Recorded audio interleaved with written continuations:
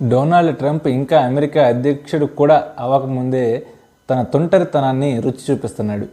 ఇటీవల Canadian president Justin ట్రూడోకి Donald ట్రంప్కి మధ్య ఒక సమావేశం జరిగింది.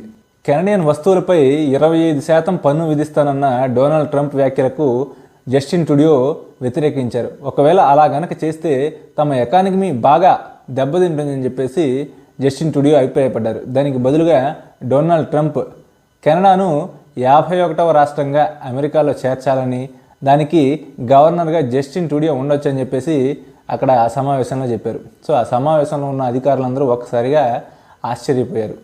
కెనడా మరియు మెక్సికో సరిహద్దుల గుండా మానవ అక్రమ రవాణా మరియు డ్రగ్స్ సరఫరా జరుగుతుందని చెప్పేసి ఆ యొక్క బార్డర్ని మూసివేస్తానని చెప్పేసి ట్రంప్ హెచ్చరించారు. ప్రెసిడెన్షియల్ ఎలక్షన్స్లో గెలిచిన డొనాల్డ్ ట్రంప్ జనవరి 20, 2025 నుంచి అమెరికన్ ప్రెసిడెంట్గా బాధ్యతలు స్వీకరించున్నారు.